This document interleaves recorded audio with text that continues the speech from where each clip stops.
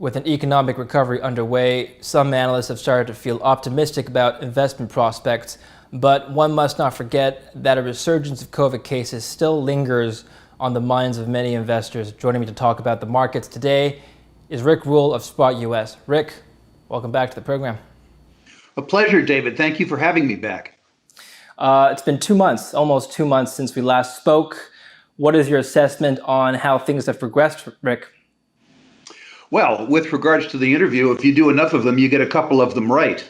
We said in that interview, I think, that precious metals prices would be higher. We were right. We said that precious metals equity prices would be sharply higher, and we were right too. So in terms of our track record, yours and mine, after 2 months at least, we're unblemished by failure. Let's hope we do as well with this interview. Looking, of course, at the broader economy, I think that's less rosy than our own track record. My suspicion is, as it was then, that there is a major disconnect, at least in American terms, between Wall Street and Main Street. And I suspect in Canadian terms that there's a disconnect between Bay Street and Main Street too, which is to say that people are hurting. The broad economy is weak, but debt and equity markets are strong. Why is that? Are they anticipating a recovery, or are they strong because of artificially low interest rates and quantitative easing? My vote is on the latter. My vote is that the equities rally that we're seeing in particular, but the debt rally that we're seeing too, is a function, A, of artificially low interest rates, which chase savers into riskier asset classes and lower the cost of capital for borrowers. It's also due, of course, to quantitative easing. Excess liquidity in the market, liquidity forced in the market, not contributed voluntarily by savers, And finally, in the United States, by the oddest circumstance of all, which is the Fed, that is to say, Americans, or unborn Americans more specifically, buying assets directly, buying junk debt, buying equities, buying bonds, buying municipal bonds. The idea that the market is rising if you discount or take away the impact of the Fed buying asset classes directly, which is unprecedented in American history, I think puts the rally that we're seeing in its proper framework. Doesn't mean it can't continue. It doesn't mean it can't continue. But I think that anybody who looks at the current circumstance and draws courage from equity prices and debt prices needs to look at the construct of the bull market and the foundations of that bull market and draw their own conclusions as to how confident they should feel. Well, clearly market bulls who, are the ones really driving the equities rally would argue that fundamentals are less relevant than quantitative easing. I think I've asked you this last time as well, which is why you think fundamentals matter at a time when Fed liquidity injections are really what's driving the market, regardless of where fundamentals are at. Maybe the reliance that old men like me have on reality is counterproductive. I still believe that a share refers to partial ownership in a business. There are people, perhaps on Robinhood, who believe that a share is an ephemeral mark to market, which is to say, a way to speculate on a trend in motion. They and I will have a dispute which will last until one or the other of us is proved to be right or wrong. My suspicion is that I'll be right. From my point of view, bull markets that aren't based on growth and aren't based on value end in tears. I'm not suggesting, by the way, that 10 years from now, equity prices won't be higher, even substantially higher. What I'm concerned about is the next 3 years. When I look out over the next 3 years, I have a difficult time seeing the circumstances that would promote real economic growth, exceeding those circumstances that would constrain economic growth. And the consequence of that is that I see a very difficult time maintaining values that would underpin an equity rally separate and apart from quantitative easing. As long as confidence exists, particularly in the United States, the big brother in the North American economy, as long as confidence exists, then quantitative easing works. The difficulty is that my suspicion is that anything that shakes confidence at all will cause people to use their skills at arithmetic, that is, their ability to subtract rather than just add, and that confidence might begin to fade. Right. So talking about confidence, since last we spoke, in the last 6 weeks to 8 weeks or so, we've seen a roller coaster ride of data come out. Surprises both to the upside and downside, particularly in regards to employment. Unemployment has fallen really faster than market analysts have expected. I'm not saying above 10% is still, a good number, but a lot of people were expecting it to be worse.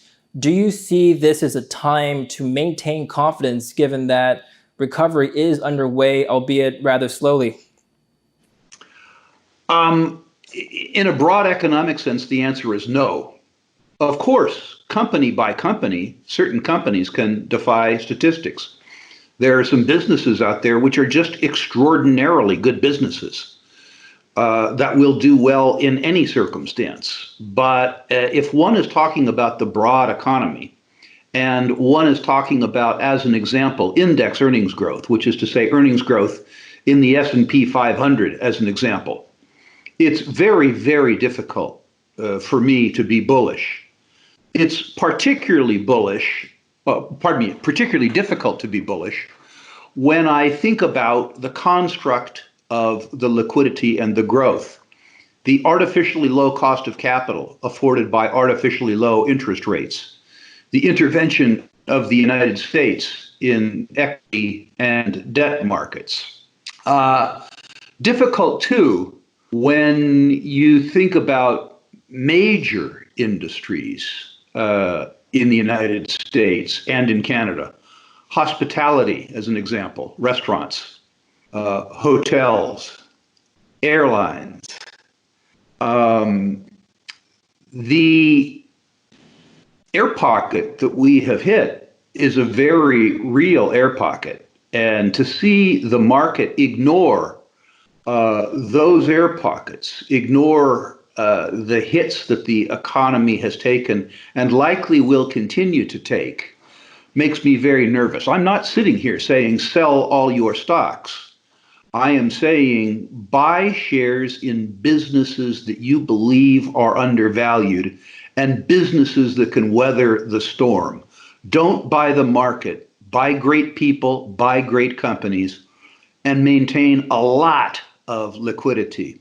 If nothing else, David, 45 years in these markets, tell me that the collision of liquidity with a poor economy will generate nothing without volatility. This is a market, I think, where you will see extended periods of time with the VIX, the volatility index, above 20, meaning that 10% monthly rises and 10% monthly declines will become commonplace.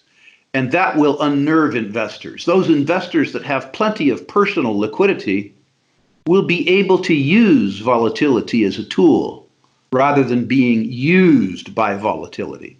I think your thesis on buying great companies is it resonates with a lot of value investors.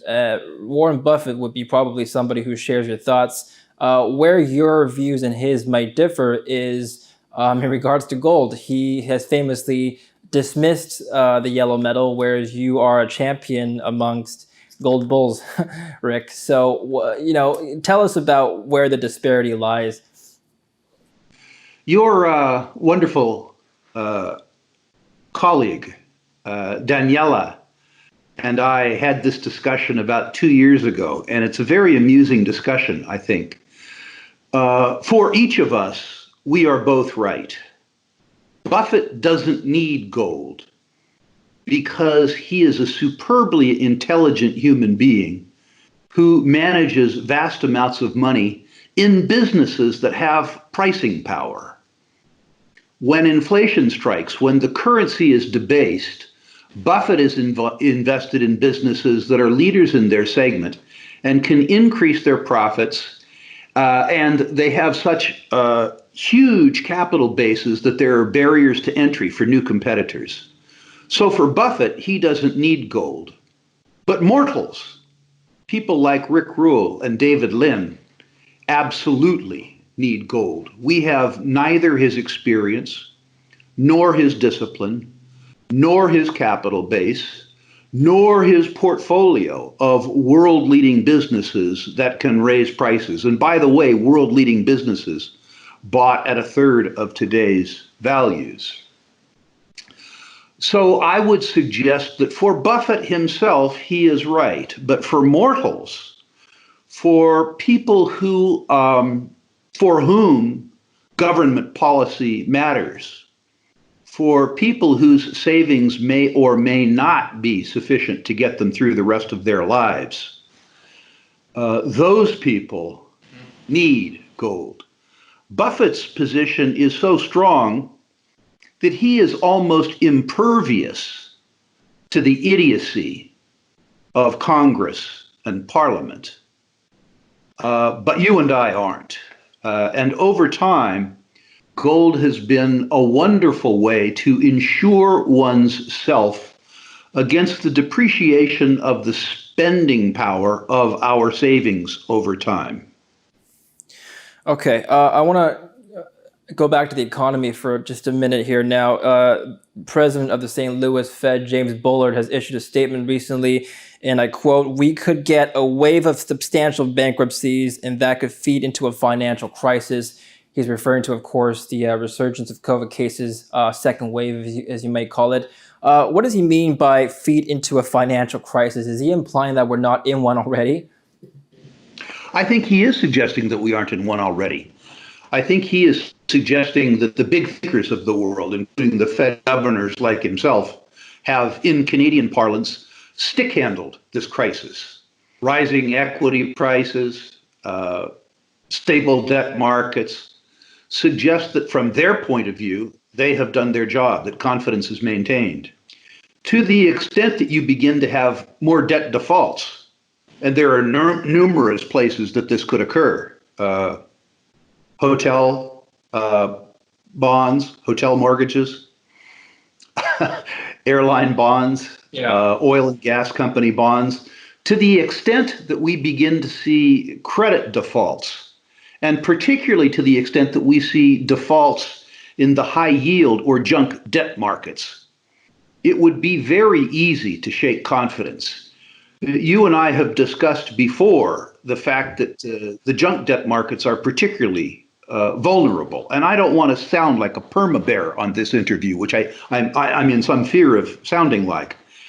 But I think he needs to be particularly concerned about the junk debt markets, because so much of this high-yield debt is owned by income-oriented investors through highly liquid, high-yield ETFs. And if the individual investor's faith in the credit quality of the debt held by those ETFs gets shaken to the extent that they sell the ETF managers must sell the underlying debt. The problem is that the ETFs themselves are hugely liquid. They trade like water, but the underlying bonds are often very illiquid. And if you have a circumstance of disintermediation, which is to say a crisis of confidence that causes people to begin to liquidate the ETF, and the managers have to sell the underlying assets, they will learn about something that I used to call an owl bond. An owl bond is when you call your broker and ask him or her to sell, and they say, "To who? To who?" And I think it's the to who that has the gentleman rightly concerned.